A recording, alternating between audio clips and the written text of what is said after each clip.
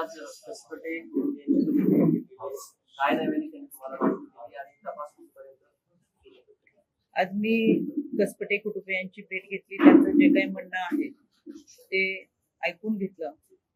ही घटना घडली आणि ती ज्यावेळेस मला समजली तेव्हा राज्य महिला आयोगाच्या वतीने मी 19 तारखेला याचे सुमोटो दाखल केला. 19 तारखेला या घटनेच्या संदर्भातला सुमोटो दाखल करत असताना ती तक्रार ही बावधन पोलीस स्टेशनकडे पाठवली होती आणि त्या अनुषंगाने ही FIR दाखल झाल्यानंतर BNS अंतर्गत 82, 108, 115(2), 352, 151(2) आणि 3(5) अशी कलमं लावत आरोपींवरती गुन्हा नोंद केला होता. आज मी कसपटे कुटुंबियांची भेट घेतल्यानंतर त्यांचं असं म्हणणं होतं की अजून काही गुन्हे याच्यामध्ये आम्हाला ऍड करायचे, तर तशा पद्धतीच्या संबंधित तपास अधिकाऱ्यांना सूचना दिलेल्या आहेत की याच्यामध्ये सप्लिमेंटरी आपल्याला सेक्शन लावता येतं. त्याच्यामुळे त्यांचं म्हणणं आहे किंवा अजून काही त्यांच्याकडे पुरावे असतील, त्यांना काही सांगायचं असेल, घटना घडल्या कदाचित माणूस त्या दुःखात असतो किंवा त्या वेदनेच्या ह्याच्यामध्ये सगळ्या गोष्टी आठवत नाहीत, पण नंतर काही पुरावे असतील किंवा माहिती सांगायची असेल तर ती याच्यामध्ये आपण ऍडिशनल करून घेऊ शकतो. आणि म्हणून तशा पद्धतीच्या सूचना ह्या पोलीस विभागाला दिलेल्या आहेत. याच्यामध्ये BNS अंतर्गत सर्व कलम ही या गुन्ह्यामध्ये नोंदवलेली आहेत. दुसरी गोष्ट, या सगळ्यांमध्ये या कलमांमध्ये पहिल्या दिवसापासून पाहिलं तर 5 आरोपींवरती गुन्हा नोंद होता. त्याच्यापैकी 3 आरोपी अटकेत होते, 2 आरोपी फरार होते. आज सकाळी सुद्धा मी ट्विट केलं, आपण सगळ्यांनी देखील ती माध्यमातून बातमी चालवली की जे फरार 2 आरोपी होते, म्हणजे याच्यामध्ये दीर आणि सासरा असेल, तर त्यांना आज सकाळी पहाटे अटक करण्यात आलेली आहे. खरं तर पोलिसांची स्वतःची जी टीम असते ती कार्यरत असते, पण त्याच्या पलीकडे जाऊ सायबरची असेल, क्राईमची असेल आणि अँटी गुंडा टीम असेल, ती सुद्धा यामध्ये इन्क्लूड होती, जेणेकरून फरार आरोपीचा तपास करता येईल. तर या सगळ्यांमध्ये खरं ही आपल्या माध्यमातून माझ्याबरोबर काही पोलीस अधिकारी येणार होते किंवा SP ऑफिसला ही बैठक होती. त्याच्यामुळे बाळा संदर्भातला घटनाक्रम की बाळ देतानाचा घटनाक्रम किंवा याच्यामध्ये काय झालं, तर बाळ वैष्णवीच्या आई वडिलांच्या ताब्यात देण्यापूर्वी सकाळी मी 1 तास अगोदर ट्विट करून आणि व्हिडिओच्या माध्यमातून आपल्याला माहिती दिली होती. CWCच्या माध्यमातून ही प्रोसेस पूर्ण करून बाळ आई वडिलांच्या ताब्यात दिलं, पण त्याच्या संदर्भातले अनेक प्रश्न आपले जे होते ते संबंधित पोलीस आणि CWC हे आपण बोलवले होते, जेणेकरून तुमच्या सगळ्यांच्या प्रश्नांना उत्तर देता येतील. यामध्ये ही घटना घडल्यापासून बऱ्याचशा गोष्टी विचारल्या जातात किंवा अनेकांच्या मनामध्ये शंका असेल, अनेक अफवा पसरवल्या जातात. म्हणून मला आवर्जून सांगायचंय, 6/11/2024 ला करिश्मा हगवणे यांनी राज्य महिला आयोगाला मेल केला होता.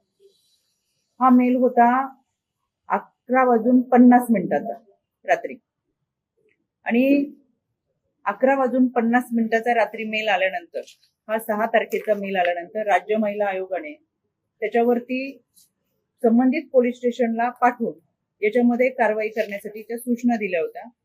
हा राज्य महिला आयोगाची तक्रार अर्ज आहे आणि करिश्मा हगवणे यांची तक्रार, मी तेच सांगते, आमच्याकडे 2 क्रॉस. तर पहिली ही तक्रार,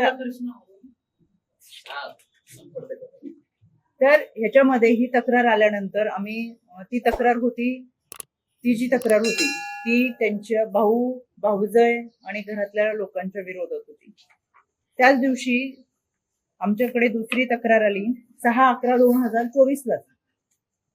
त्याच दिवशी तक्रार आली, ती होती मेघराज जगताप म्हणजे मयुरी हगवणे, म्हणजे मयुरी जगताप यांच्या भावाने आमच्याकडे त्याच दिवशीची तक्रार केली होती 6/11/2024 ला. ती तक्रार केल्यानंतर आम्ही त्या अनुषंगाने 7 तारखेला 11:30 वाजता, म्हणजे 6 तारखेला तक्रार ह्या दोन्ही आल्या, एकाच दिवशी दोन्ही तक्रारी लागोपाठ आल्या, आणि 7 तारखेला या दोन्ही तक्रारी ह्या बावधन पोलीस स्टेशनला पाठवून त्याच्यावरती कारवाई करण्यासाठी राज्य महिला आयोगाने तक्रारदारांना पत्र पाठवलं, पोलिसांनाही पत्र पाठवलं आणि याच्यामध्ये कारवाई करावी अशा पद्धतीच्या सूचना दिल्या.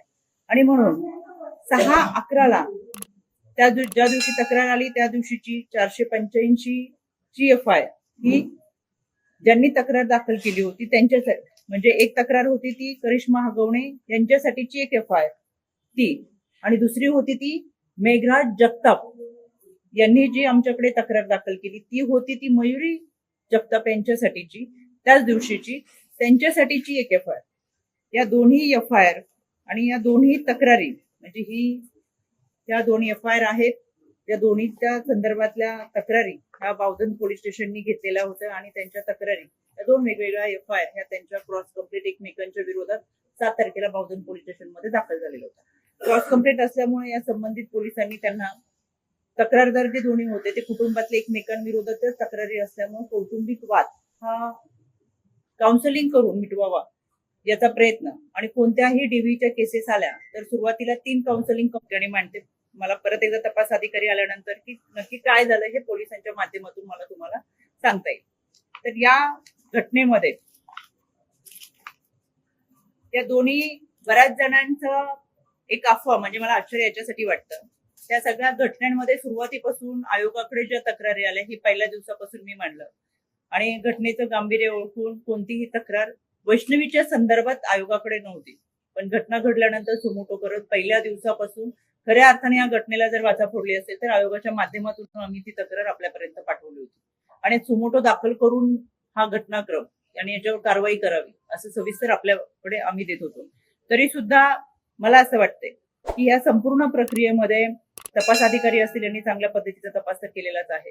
बाळाला पालकांकडे सुपूर्द करत असताना ही कोर्ट प्रोसिजर होती. याच्यामध्ये CWCच्या प्रोसेसच्या माध्यमातून पोलिसांनी केलेली कारवाई आणि आपल्यापर्यंत दिलेली माहिती ही मी सविस्तर आपल्यापर्यंत मांडलेली आहे.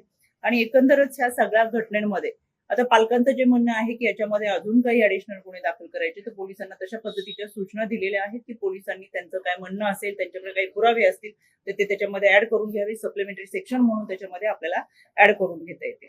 मग या सगळ्यांमध्ये हे मांडत असताना मला काही गोष्टी आवर्जून नमूद करायच्या आहेत.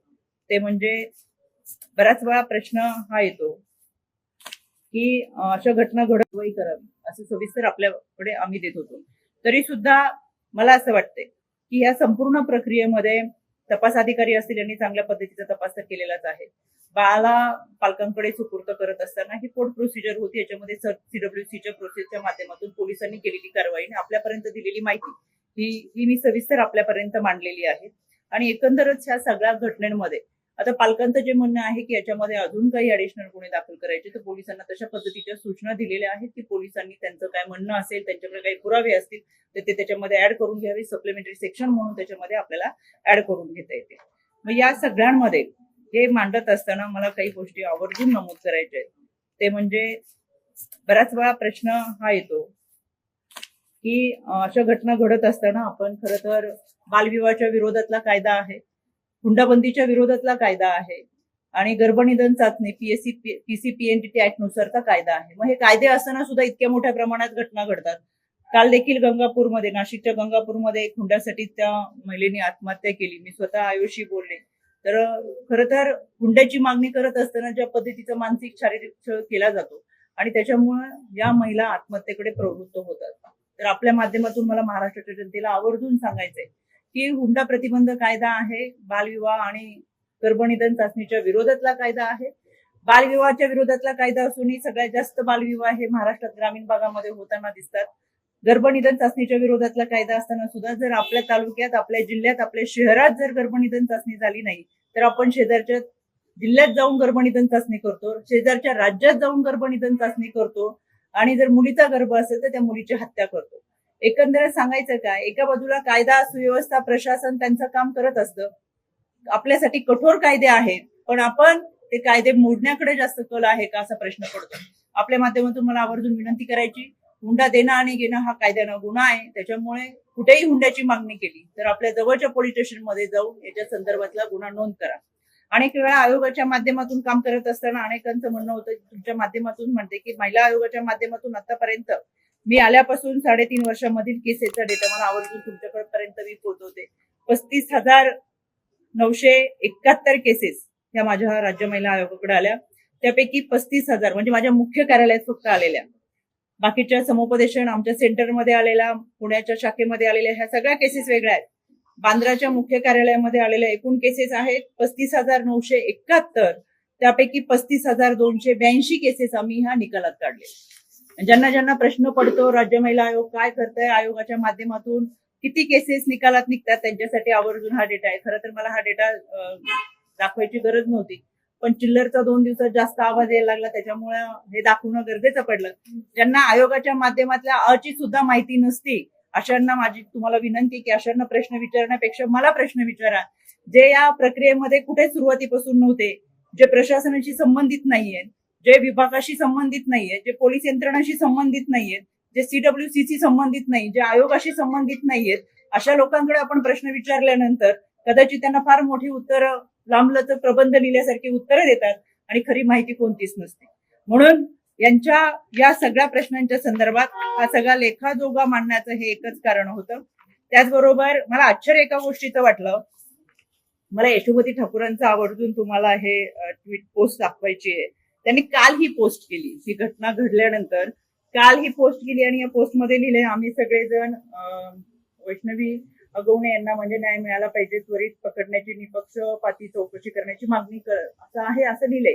आणि खाली लिहिलंय की या माध्यमातून खरं तर महिला आयोगाने लक्ष घातलं पाहिजे, काय केलं पाहिजे, काय असं बरंच त्यांनी त्याच्यावरती त्यांची भूमिका मांडली आहे. मला यशोमती ठाकूर ह्या माजी महिला मंत्री आहेत. एका महिला मंत्र्यांनी जबाबदारपणे वक्तव्य केलं पाहिजे होतं. आयोग काय करतंय हे त्यांना माहित नाही. त्या 6 दिवसानंतर भानावरती आल्यानंतर काल एक पोस्ट करतात की वैष्णवीला न्याय मिळाला पाहिजे आणि मग त्या संदर्भात त्या बोलतात. तर मला सांगायचं होतं, एका जबाबदार व्यक्तीने आपण काय वक्तव्य करतोय, काय लिहितोय हे जबाबदारपणाने मांडायला पाहिजे होतं आणि माहिती घ्यायला पाहिजे होती. निश्चितच त्यांच्या कालावधीमध्ये त्यांनी जे काम केलं त्याच्यापेक्षा ते राज्य महिला आयोग निश्चितच चांगल्या पद्धतीचं काम करत आहे. या घटनांमध्ये 2 दिवसाच्या गौरवशाली महाराष्ट्र महोत्सवच्या दौऱ्याच्या निमित्तानं मी कराड, सातारा, महाड अशा दौऱ्यामध्ये होते. ज्या दिवशी जनता दरबार होता, म्हणजे मी पुण्यातला जनता दरबार करून कराडकडे जाताना मला पत्रकारांचा फोन आला की तुम्ही आमच्या आजच्या लाईव्ह शो मध्ये येताल का. तर मी सांगितलं मी आता जनता दरबारमध्ये, माझ्याकडे 550 पेक्षा जास्त केसेस आहेत आणि प्रवासामध्ये मला शक्यता रेंजचा प्रॉब्लेम होतो, कमी वाटते. तर तरी सुद्धा मला त्यांनी सांगितलं तुम्ही जिथं कुठे असाल तिथं या, आपण या माध्यमातून लाईव्ह जॉईन होऊ. 8 वाजताच्या लाईव्ह मध्ये 8 वाजल्यापासून जॉईन करण्याचा प्रयत्न केला, पण आम्ही कुठेही जॉईन होऊ शकलो नाही. 8:30 वाजता थोड्या वेळासाठी कनेक्टिव्हिटी आली, जॉईन झालो. कराडच्या भागात असताना प्रचंड पाऊस, वायफाय कुठेही नव्हतं किंवा रेंजचा प्रॉब्लेम असताना, आणि या चर्चेत मी सुरुवात करण्यापूर्वीच किंवा मला कनेक्टिव्हिटी मिळण्यापूर्वीच मला ती कनेक्टिव्हिटी गेल्यामुळे मी कनेक्ट होऊ शकले नाही. पण त्याच्या माध्यमातून झालेली चर्चा किंवा त्याच्यावरती झालेली टीका, मला आश्चर्य एका गोष्टीचं वाटलं की ज्या पद्धतीने बोललं गेलं तो भाषेचा स्तर हा फार खालवलेला होता. मला आवर्जून आपल्या माध्यमातून सांगायचंय, वैष्णवीला न्याय देणं ही आपली भूमिका महत्वाची होती आणि पहिल्या दिवसापासून मी स्वतः जर सुमोटो केला असेल, या केसमध्ये मी आयोगाच्या संपर्कात असेल, मी स्वतः याच्या कारवाईचा पाठपुरावा करत असेल, तर प्रत्येक ठिकाणी तुमच्याशी संपर्क साधण्याचं जितकं माझं उत्तरदायित्व आहे तितकंच की भाषेचा स्तर सुद्धा आपला चांगला असला पाहिजे हे मला आवर्जून या माध्यमातून सांगायचं. वैयक्तिकरित्या कोणीही टीका करत असेल तर त्यांना मला या माध्यमातून आवर्जून सांगायचंय, वैयक्तिक टीकेची उत्तरं ही मला सुद्धा देता येतात, ते संस्कार आमच्यावरती नाहीये. एकच मिनिट. कामाच्या माध्यमातून हे सगळं करत असताना आवर्जून मला सांगायचंय की आयोगाची प्रतिभा फार मोठी आहे, त्याची गरिमा फार मोठी आहे. आयोगाच्या पद्धतीने काम करते आणि म्हणून मला आज हा कागद दाखवावा लागला की 35,000 केसेसचा निपटारा हा फक्त एका केंद्रातून होतो. महाराष्ट्रातल्या सगळ्या केंद्रातून केला तर लाखाच्या वरती केसेस आम्ही ह्यांचा निपटारा केलेला आहे. त्याच्यामुळे आयोगाची भूमिका ही मी तुमच्या समोर मांडली. तुमचे काही प्रश्न असेल तर जरूर विचारा. थेट तुमच्यावरती आरोप केलेला आहे, थेट तुमच्यावरती आरोप केला कार्यक्षम आहे. तुम्ही ज्या पक्षामध्ये त्या पक्षाकडून राजकीय दबाव होता म्हणून सगळी प्रोसेस लेट झाली असा थेट आरोप विरोधक करतात.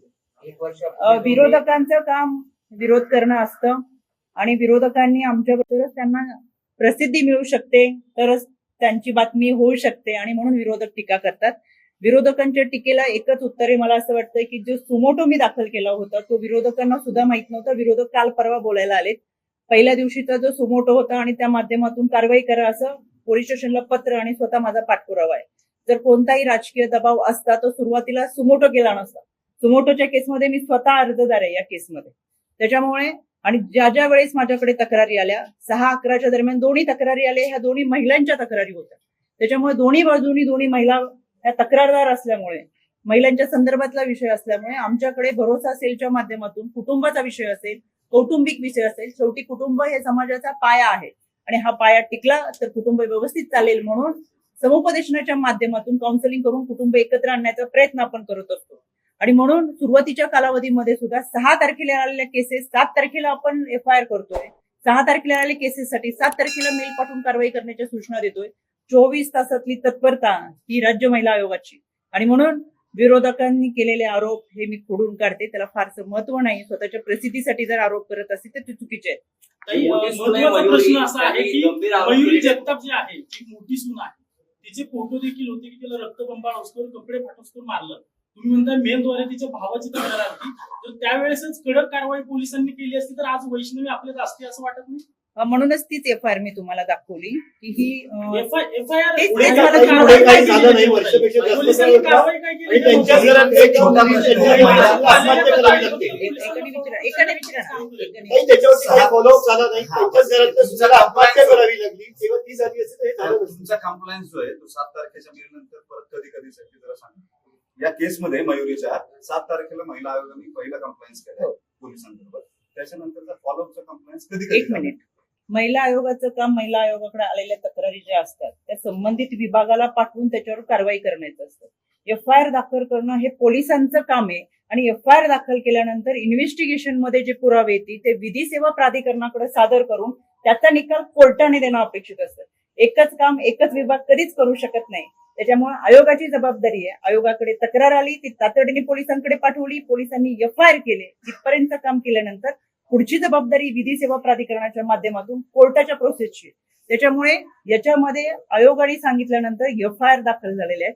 दुसरी गोष्ट म्हणून मी तुम्हाला सांगत होते ही प्रेस 1:30 वाजता SP ऑफिसला, Paud police station, Bavdhan police station, PCMC police आयोग हे सोबत असताना मला तुमच्या ह्या प्रश्नाचं उत्तर देता आलं असतं. पण तुमच्या आग्रह खातीर मी तिकडची प्रेस सोडून इथं बसले. माझ्या बरोबर कोणतेही अधिकार नाही. आणि म्हणून मला आवर्जून हे सांगायचं होतं की काही गोष्टी त्यांच्याकडच्या आहे. संबंधित तपास अधिकारी 2024 मध्ये केलेले तपास, 2025 मध्ये वर्ग झालेलं पोलीस स्टेशन आणि त्या अंतर्गत त्यांनी काय भूमिका घेतली हे मला ते असताना जास्त चांगल्या पद्धतीने तुम्हाला सांगता आलं असतं. याच्यामध्ये एकच विषय असा होता की आयोगाने काही केलं नाही हे सांगण्यासाठी मी आले. एका संविधानिक पदावरती काम करत असताना, प्रामाणिकपणे त्या खुर्चीला न्याय देत असताना 24 तासाच्या आत आम्हाला दिवसभरात 350-400 तक्रारी येतात. या आलेल्या तक्रारींमध्ये 24 तासाच्या आत मेल करून ती तक्रार दाखल करून FIR दाखल केलेली आहे. ही तत्परता मला तुम्हाला सांगायची. जर मेल आला असता, तक्रार आली असताना दुर्लक्ष केलं असतं तर गोष्ट वेगळी होती. यामध्ये सुमोटो दाखल केलाय. 6-11च्या केसेसमध्ये एका दिवसामध्ये FIR दाखल केली आहे. आता मला परत पोलिसांना जाऊन मी विचारते आणि त्याच्यासाठी मी तुम्हाला म्हटलं होतं त्यांच्याबरोबर बसून आपण चर्चा करू. पण मी त्यांच्याकडून माहिती घेऊन परत तुम्हाला माहिती मेल करणं एवढंच आहे. पुढे त्याला फॉलोअप काय केलं किंवा तक्रारीचा काही निकाल लागला का? कन्व्हिक्टेड कन्व्हिक्शन मिळालं आलं का त्याच्यात? आलेल्या या 35,000 तक्रारींचा जो निपटारा केलाय तो फक्त मेलवरच केलाय. आणि आमच्याकडे मयुरी जगतापने तुम्ही on record कदाचित माहिती आम्हाला दिली. थोडासा फॉलोअप करा राज्य महिला आयोगाला आणि कमिशनला. दर जिल्ह्याच्या ठिकाणी, प्रत्येक जिल्ह्याच्या ठिकाणी जिल्हा निहाय जनसुनावणी घेतो जी आजपर्यंत आयोगात झाली नाही. त्या जिल्ह्यात गेल्यानंतर आम्ही बसताना कलेक्टरांना बरोबर घेतो, कमिशनरांना बरोबर घेतो, CO असतात आणि विधी सेवा प्राधिकरण असतं. आलेल्या तक्रारी ह्या विधी सेवा प्राधिकरणाच्या माध्यमातून जातात. आयोगाकडे कोणतीही तक्रार आली तर आपण त्याच्यावर लगेच सांगत नाही. DVची जर केस असेल तर आपण म्हणत नाही घटस्फोट घेऊन बाजूला व्हा.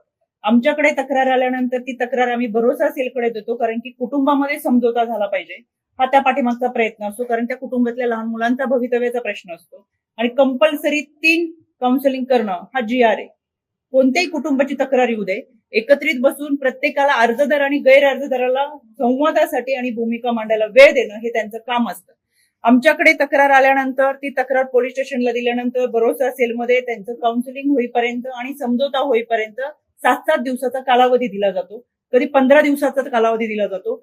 अर्जदार खूप तातडीने तक्रार दाखल करतात, पण गैर अर्जदार कधी बाहेरगावी आहे म्हणून सांगतात, कारण त्यांना गरज नसते. अर्जदाराला गरज असते. गैर अर्जदार कारण सांगत असतात, नोकरीच्या ठिकाणी बाहेर आहेत, कुठे आहेत, आणि म्हणून बऱ्याच वेळा गैर अर्जदार गैरहजर राहतात आणि याच्यामुळे कधी कधी या काउन्सिलिंगला उशीर होतो. त्याच्यामुळे ह्या सगळ्या केसेसचा पाठपुरावा करत असताना ह्याचे फीडबॅक आमच्यापर्यंत पोहोचत असतात. ज्या केसेस सॉल्व्ह होतात ते भरोसा सेलच्या माध्यमातून आणि जिल्हा महिला बालविकास विभागातून आमच्याकडे येतात. त्याच्यामुळे या केसेस मध्ये मला असं वाटतं FIR दाखल झाल्यानंतर आता मी पुढची माहिती घेऊन तुम्हाला ताई, देते. ताई, मयुरी जगताप प्रकरणात महत्वाचा विषय आहे की तिची तक्रार जी होती ती हानमारीची होती.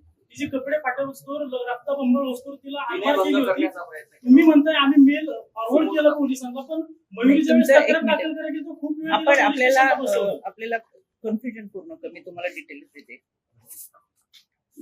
मयुरी जगतापांची त्यांनी स्वतः तक्रार आमच्याकडे केली नव्हती. एक महत्वाचा मुद्दा मला तुम्हाला सांगायचा आहे. आमच्याकडे जी तक्रार आली ती मेघराज जगताप नावाने आली. पुरुषांनी तक्रार केली तरी सुद्धा आम्ही ती आमच्याकडे महिलेच्या संदर्भात आहे आणि त्यांनी याच्यामध्ये काय काय त्रास झाला, कसा झाला असं ते दिलेलं आहे.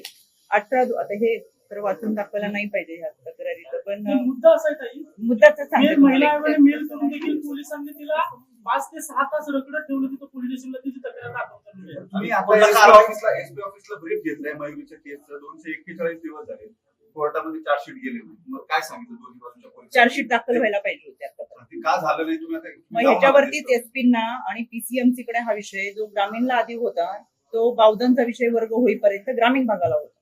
तर होऊन त्यांना कोर्टाच्या माध्यमातून न्याय मिळाला पाहिजे हे सांगायला पण नाही पाहिजे. पण आता तुमची हे पाहता मला असं वाटतंय की ह्या सगळ्या प्रकरणामध्ये की नाही केलं हे तुम्ही सांगा. जर केला असेल तर तुम्ही महासंचालकांना पत्र देणार. त्याच्यावरतीच एसपींना आणि PCMC कडे हा विषय जो ग्रामीणला आधी होता तो बावधनचा विषय वर्ग होईपर्यंत ग्रामीण भागाला होता.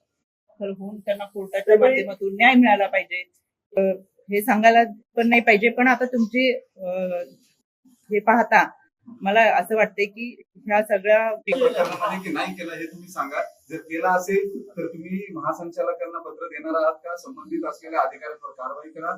मुख्यमंत्र्यांना पत्र देणार आहात का? लेखी त्यांच्यावरती कारवाई करा. तुम्ही स्वतः पोलीस आयुक्तांकडे त्यांच्यावरती कारवाई करायची मागणी करणार आहात का? संबंधित अधिकारी किती आणि कोणते प्रौढ बावधन म्हणजे ग्रामीण आणि PCMC 2024 मध्ये ही केस दाखल झाली तेव्हा बावधनकडून ती ग्रामीणकडे होती. फेब्रुवारीमध्ये वर्ग झाल्यानंतर ती आता PCMC मध्ये गेली. त्याच्यामुळे 4 अधिकारी याच्यामध्ये आहेत. केस वर्ग होण्यापूर्वीचा तपास असेल आणि वर्ग झाल्यानंतरचा तपास असेल. हे 4ही अधिकारी आता दीडच्या मीटिंग मध्ये मला भेटतील. का करू शकले नाही, काय अडचण आहे आणि म्हणून मी SP नाही तिथे बोलवले. PCMC चे अधिकारी सुद्धा तिथे बोलवले. तर दिरंग तक्रार आली नसल्यामुळे हा विषय तसाच राहिला असणार आहे. पण त्यांनी त्याच्यामध्ये असं नमूद केलेलं, तेच मी माहिती घेते आता गेलं. त्याच्यामुळे या केसमध्ये सुद्धा त्यांनी मेन्शन केले की एकत्र बसून हा वाद तात्पुरता मिटवलेला होता. मग त्यावेळेस हा वाद तिथं मिटला नसता तर पुढचीही कारवाई झाली असती. आणि स्वतः त्यांचं तक्रारदारांचं हे पत्र आहे. मला आता इतकं सविस्तर मी आहे पण तुम्हाला एक वाक्य ते सांगते. माहिती आम्हाला नको. ही माहिती मिळते मयुरीच्या कुटुंबियांकडून किंवा मयुरीकडून सुद्धा हे सतत सांगण्याचा प्रयत्न केला जातो की त्यावेळेस गव्हर्नमेंटच्या बाजूला जो पॉलिटिकल क्लाउड होता त्या क्लाउडचा वापर करून ते प्रकरण दाबण्यात आलं. दोन्हीकडच्या पोलिसांनी हे प्रकरण सामोपचाराने मिटलं असं सांगायचा प्रयत्न जरी केला असला तरी आज तागायत मयुरी त्यांच्याकडे राहत नाही, ती दुसरीकडे राहते. म्हणजेच जो आरोप केला जातोय की तुमच्या पक्षाचा हरवणीला पाठबळ होतं, त्या आरोपामध्ये काही तथ्य आहे असं तुम्हाला वाटतं का? कारण कारवाई झालेली नाही हे क्लिअर आहे. चार्जशीट गेलेलं नाही हे क्लिअर आहे. रिसमरी फाईल झालेली नाही हे क्लिअर आहे. असं असून त्या गुन्ह्यामध्ये आरोपी मुकाट करत होते आणि त्यांच्यामुळे आता आणखी एका मुलीने आत्महत्या केली जी हत्या सुद्धा करू शकते. तुमच्या माहितीसाठी सांगते, पहिल्या दिवसापासून दादांनी सांगितले आणि आत्ताच नाही, तुम्ही सगळे दादांना ओळखता. कोणती व्यक्ती गुन्हेगार असेल किंवा चुकीचं काम करत असेल आणि ती माझ्या किती जवळची असेल तर टायरमध्ये घालून मार. त्यामुळे कारवाई करा ह्या सूचना दादांच्या सुरुवातीपासून आहे. इतकंच काय, मी आयोगाचे अध्यक्ष झाल्यानंतर पहिल्यांदा दादांना भेटले तेव्हा दादांनी सांगितलं की कोणत्याही तक्रारी तुझ्याकडे उदे जात धर्म पात न पाहता अगदी माझ्याबद्दलची तक्रार आली तरी कारवाई करायची.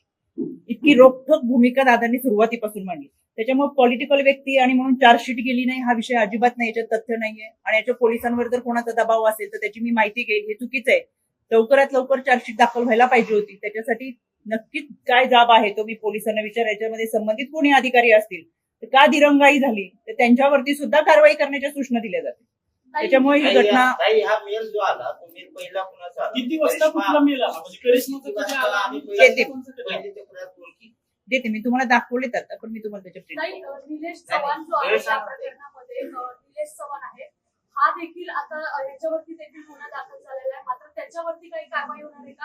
आता नवीन माहिती समोर येते की तो त्याच्या बायकोला देखील अशाच प्रकारे टॉर्चर करतोय किंवा अशाच प्रकारे त्रास देतोय. मी या दिरंगाई का झाली त्याच्यामध्ये कोणी दोषी असेल तर त्यांच्यावर कारवाई केली जाईल.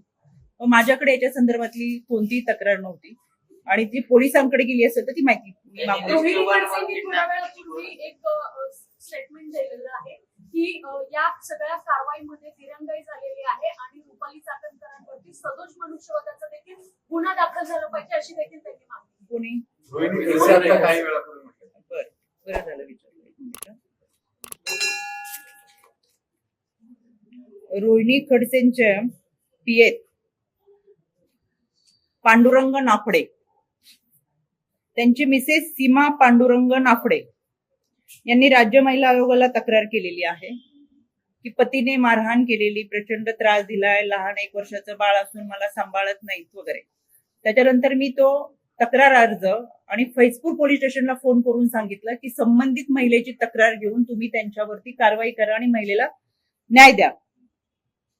या सीमा पांडुरंग नाफडे यांनी सांगितलं की रोहिणी खडसे आणि त्यांच्या शहर अध्यक्ष कोण पदाधिकारी आहेत त्यांनी मला फोन करून धमकी दिलेली, जर घराच्या बाहेर निघाले आणि तक्रार दाखल केली तर आम्ही जीव मारू. त्याच्यामुळे मी स्वतः पोलिसांना फोन करून सांगितले फैजपूर पोलीस स्टेशनला की त्या महिलेला पोलीस प्रोटेक्शन द्या, त्यांना जीव मारण्याची धमकी संबंधित लोकांकडून येतेय आणि अशा पद्धतीची ही मानसिकता, विकृत मानसिकता समाजामध्ये. त्याच्यामुळे दिव्याखाली एवढा अंधार असणाऱ्यांनी आयोगावरती बोलू नये.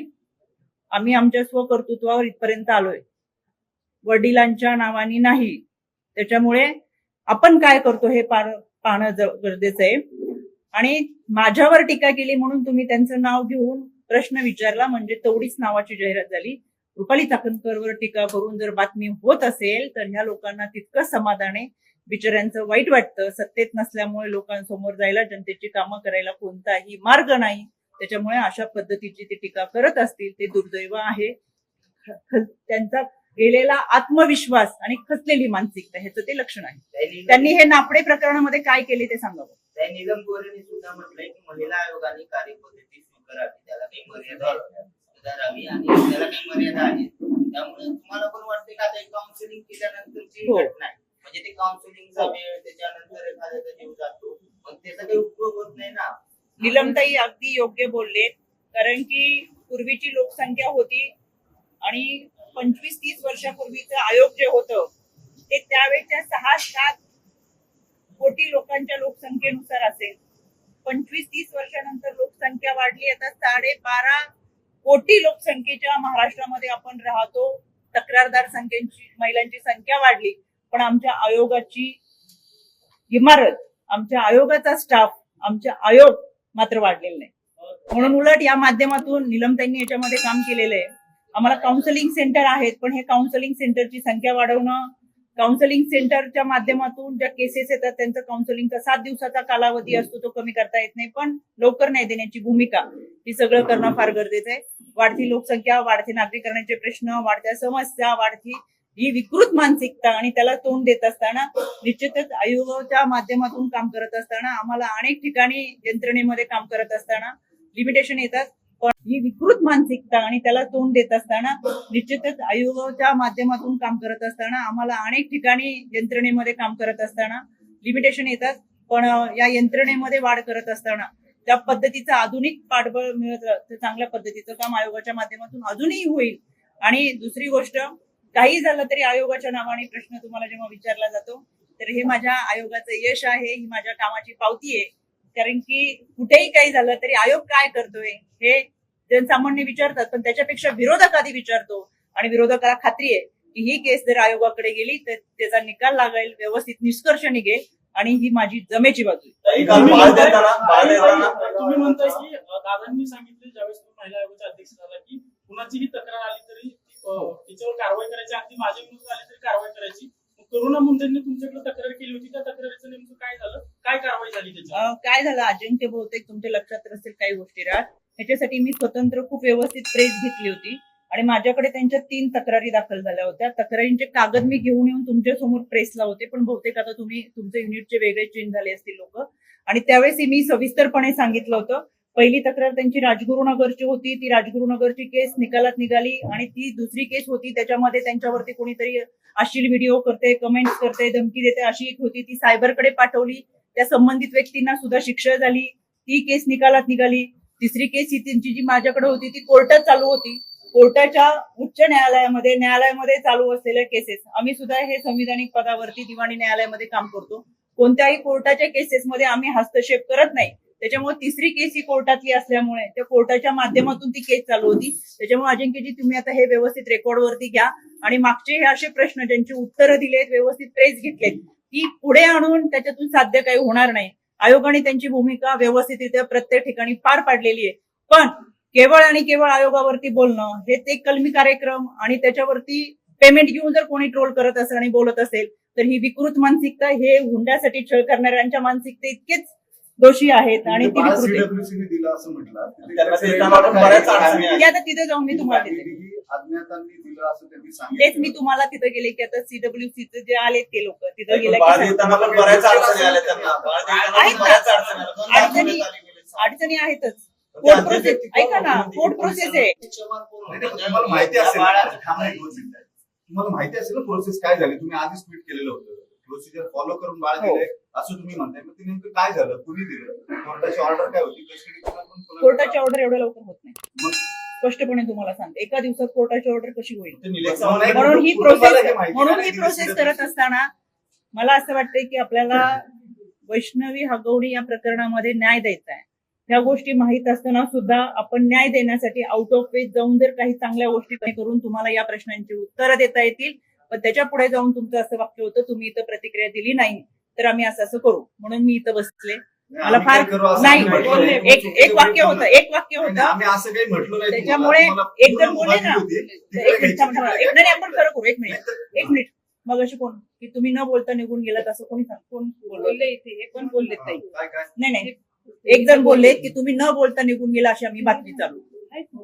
त्याच्यामुळे ठीक आहे, पण मला एवढंच सांगायचंय की ह्या सगळ्या गोष्टी मी परत का सांगत होते कारण माझ्याबरोबर ते संबंधित अधिकारी तिकडे होते. त्या अधिकाऱ्यांना तुम्ही एसपी ऑफिसला ऑलरेडी जाऊन आलात, तिथं ब्रीफ घेतलं. पुढे घरी सीडब्ल्यूसीच्या नाही, लोकांनी एसपी ऑफिसला कधी गेले? ट्विट केलं त्याचा अर्थ नाही प्रोसिजर काय एसपी झाली ऑफिसला ते तुम्हाला कधी माहिती. एक मिनिट एसपी ऑफिसला कधी गेले?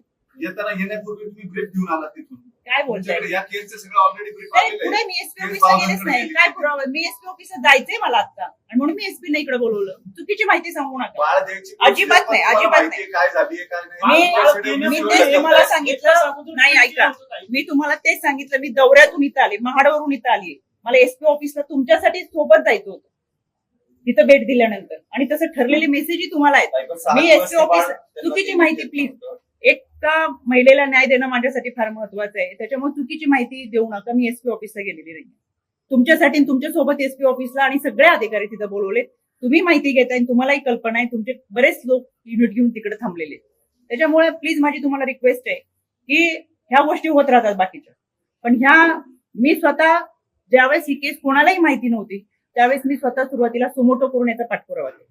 त्याच्यामुळे बाकीच्या गोष्टींचे आरोप हे विरोधक ते करत राहणार, ते त्यांचं काम आहे. मला त्याचं काही वाटतही नाही. आवर्जून सांगायचंय या सगळ्या घटनेमध्ये वैष्णवी हगवणे त्यांच्या कुटुंबियांना न्याय देत असताना आणि अशा घटना घडू नयेत. मी काय आज फक्त इथे येऊन बोलत नाहीये. गेल्या 3.5 वर्षामध्ये आमच्याकडे पुरावे, मी जसं तुम्हाला 35,000 केसेसचा दिला, रेकॉर्ड वर्ष 35,000 केसेस आहेत.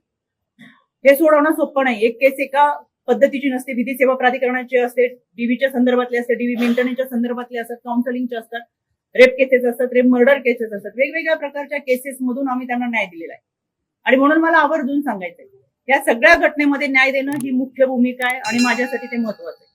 त्याच्यामुळे मी एसपी ऑफिसला गेले, मग आले, मग ब्रीफ केलं. चुकीची माहिती या ठिकाणी मला असं वाटतं होऊ नये आणि आपल्या सगळ्यांना ही माहिती देण्यासाठी मी या ठिकाणी उपस्थित राहील. धन्यवाद.